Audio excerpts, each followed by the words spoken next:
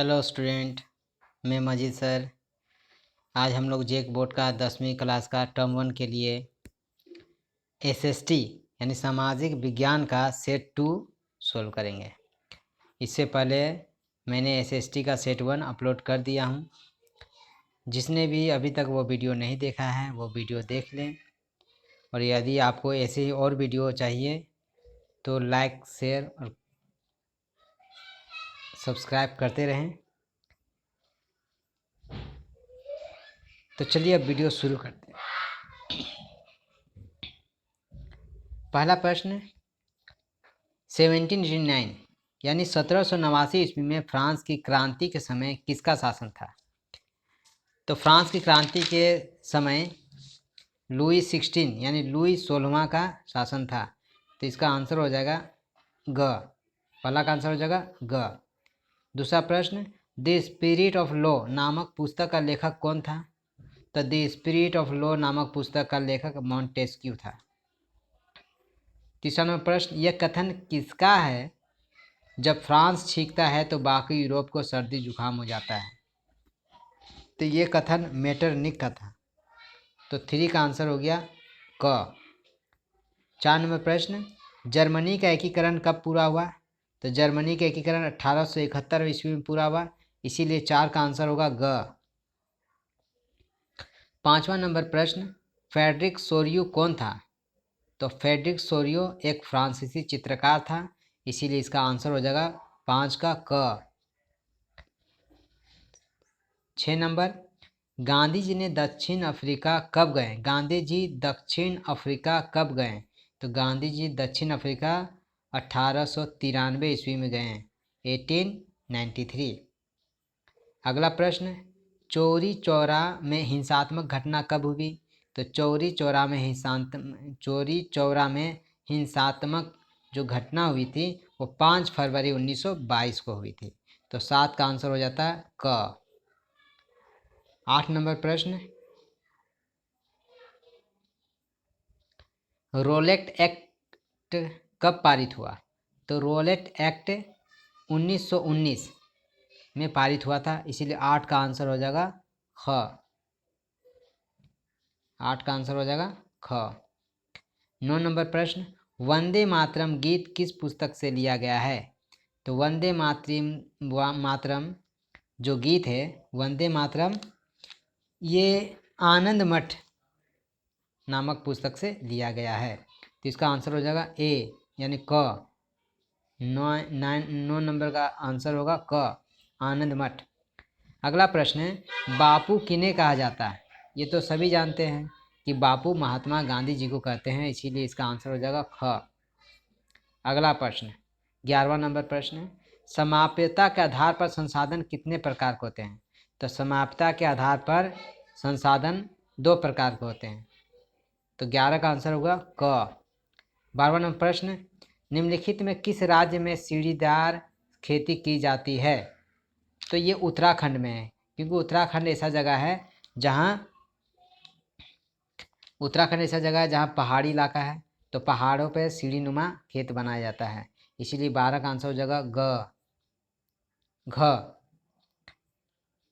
12 का आंसर होगा घ। 13 नंबर प्रश्न, पूर्वी तट के नदी डेल्टाओं पर किस प्रकार की मृदा पाई जाती है? तो पूर्वी तट की नदी डेल्टाओं पर जलोढ़ मृदा पाई जाती है, जलोढ़ मृदा पाई जाती है। तो 13 का आंसर होगा ग। 14 नंबर प्रश्न, किस मृदा को रेगर या स्वतः जुताई वाली मृदा भी कहते हैं? तो इसका आंसर होगा क, काली मिट्टी को। अगला प्रश्न है 15 नंबर, इनमें से कौन सा संरक्षण तरीका समुदायों की सीधी भागीदारी नहीं करता है? जिसमें कोई समुदाय ने भागीदारी नहीं किया था। तो इसका आंसर हो जाएगा वन्य जीव पशु विहार का परिसीमन, घ। 15 का आंसर होगा घ।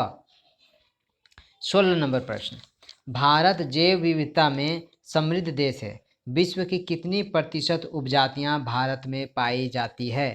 तो इसका आंसर हो जाएगा 8%, यानी 16 का आंसर होगा क। 17 नंबर प्रश्न, भारतीय वन्य जीव रक्षण अधिनियम कब लागू किया गया? तो ये लागू किया गया था 1972 में, यानी 17 का आंसर हो जाएगा ग, 1972। अगला प्रश्न, भारत में बहुउद्देशीय नदी परियोजना को आधुनिक भारत का मंदिर किसने कहा था? तो इसे जवाहरलाल नेहरू जी ने कहा था, इसीलिए 18 का आंसर होगा ग। 19 नंबर, दामोदर नदी घाटी परियोजना किस राज्य में स्थित है? तो इसका आंसर हम लोग को मालूम होना चाहिए क्योंकि हम लोग झारखंड वासी हैं कि दामोदर नदी घाटी परियोजना झारखंड में ही स्थित है। तो 19 का आंसर हो जाएगा क। 20 नंबर प्रश्न, सरदार सरोवर बांध में कौन सा राज्य प्रभावित होता है? तो सरदार सरोवर बांध ये कहाँ पर है? बी, ख, गुजरात में है। ठीक है, तो इसका आंसर हो जाएगा ख, 20 का ख। 21 नंबर प्रश्न, औसत आय यानी प्रति व्यक्ति की आय किस प्रकार की जाती है? तो जब देश की कुल आय को देश की कुल जनसंख्या से भाग दिया जाता है तो देश की औसत आय यानी प्रति व्यक्ति आय निकलती है, इसीलिए 21 का आंसर हो जाएगा क। 22 नंबर प्रश्न, विभिन्न देशों के वर्गीकरण करने के लिए विश्व बैंक किस मापदंड का प्रयोग करता है? तो विश्व बैंक प्रति व्यक्ति आय, इस पे भी मापदंड इसका भी यूज़ करता है। मानव विकास सूचकांक, घरेलू सकल उत्पाद, इसका आंसर है प्रति व्यक्ति आय। 22 का आंसर होगा प्रति व्यक्ति आय। इसी पे विश्व बैंक मापदंड का प्रयोग करता है, इसी का यूज़ करके विश्व बैंक विभिन्न देशों का वर्गीकरण करता है। ठीक है, तो 22 का आंसर हो गया क। 23 नंबर, नवीकरणीय साधन का उदाहरण कौन है? नवीकरणीय साधन जिसको दोबारा फिर प्राप्त किया जा सकता है तो वो है भूमिगत जल।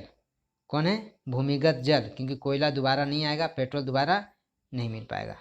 तो 23 का आंसर हो जाएगा ग। 24 नंबर प्रश्न, लोगों के विकास के लक्ष्य होते हैं। तो लोगों के विकास के लक्ष्य एक समान तो होते नहीं हैं, तो भिन्न होते हैं या परस्पर विरोधी भी हो सकते हैं।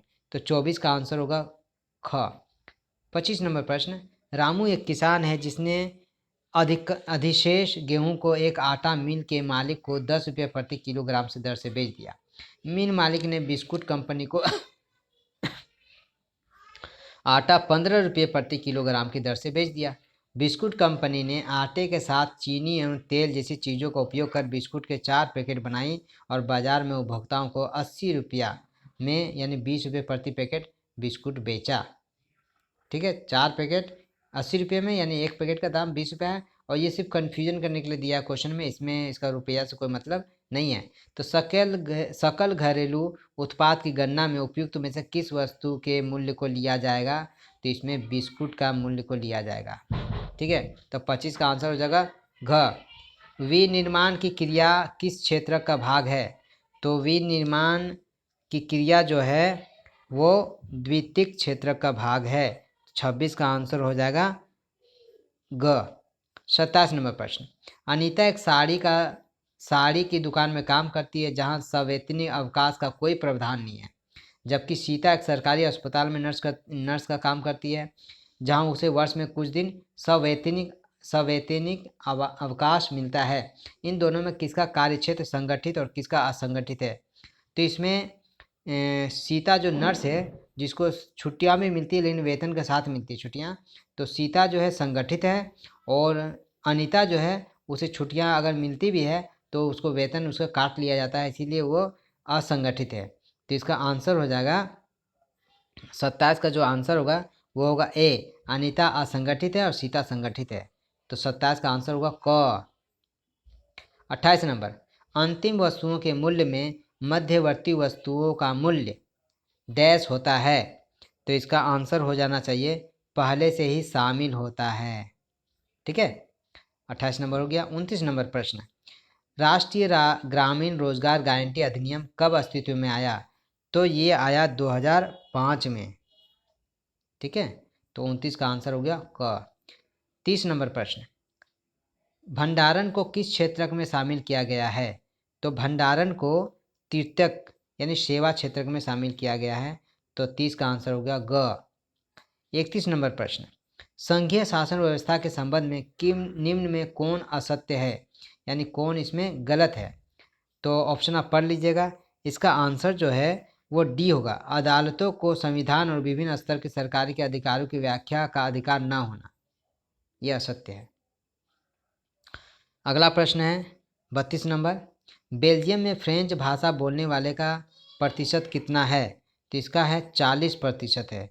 बेल्जियम में फ्रेंच भाषा बोलने वाले का प्रतिशत कितना है? 40%। तो 32 का आंसर हो जाएगा ग। 33 नंबर प्रश्न, श्रीलंका में तमिल को कब राजभाषा घोषित किया गया? तो श्रीलंका में तमिल को राजभाषा जो घोषित किया गया था वह 1960 में था। तो इसका आंसर हो जाएगा ग। 33 का आंसर ग। 34 नंबर प्रश्न, संविधान में कुल कितनी भाषाओं को अनुसूचित भाषाओं का दर्जा दिया गया है? तो इसका आंसर हो जाएगा 22 यानी घ। 34 का आंसर हो जाएगा 22 यानी घ। 22 भाषाओं को अनुसूचित भाषाओं का दर्जा दिया गया है। 35 नंबर प्रश्न, निम्न में कौन सुमेलित नहीं है? भारतीय संघ राष्ट्रपति, राज्य उपराष्ट्रपति, नगर निगम मेयर, ग्राम पंचायत सरपंच या मुखिया। तो भारतीय संघ का जो हेड है वो राष्ट्रपति नहीं होता है, इसलिए सुमेलित नहीं है। तो 35 का आंसर हो गया क। अगला प्रश्न, 7 पार्टी अलायंस सप्तदलीय गठबंधन का गठन किस देश में किया गया था? 36 नंबर प्रश्न, तो ये सप्तदलीय गठबंधन का गठन नेपाल में हुआ था। तो 36 का आंसर हो जाएगा बी यानी ख। 36 का आंसर ख, नेपाल। 37 नंबर प्रश्न, बोलीविया किस महादेश में अवस्थित है? तो ये लातिनी अमेरिका में है। तो इसका आंसर हो जाएगा ख। 37 का आंसर हो जाएगा ख। 38 नंबर प्रश्न, बोलीविया में जल युद्ध नामक आंदोलन का नेतृत्व किसने किया था? तो इसका आंसर हो जाएगा फेडेकोर, क। 38 का आंसर हो जाएगा क। 39 नंबर प्रश्न में है, इनमें से कौन सा कथन असत्य है? तो इसमें से आ जाएगा जो कथन असत्य है वो होना चाहिए, दबाव समूह और राजनीतिक दल समान प्रकृति के हैं। समान प्रकृति के, दबाव समूह और राजनीतिक दल समान प्रकृति के नहीं होते हैं, क्योंकि दबाव समूह मतदान में हिस्सा नहीं लेते हैं, जबकि राजनीतिक दल मतदान में हिस्सा लेते हैं, इसलिए ये गलत है। तो 39 का आंसर हो जाएगा घ। ठीक है। 40 नंबर प्रश्न, नेपाल में SPA 7 पार्टी अलायंस ने किसे अंतरिम सरकार का प्रधानमंत्री चुना था? तो 40 का आंसर हो जाएगा राजा वीरेंद्र जी को। तो 40 का आंसर हो जाएगा ग। इस तरह से आज हम लोगों ने SST का दूसरा सेट भी कंप्लीट कर लिया है। अगला सेट हम जल्दी अपलोड करेंगे। तब तक लाइक कीजिए, सब्सक्राइब कीजिए और ज़्यादा से ज़्यादा अपने दोस्तों को शेयर करें और गुड बाय।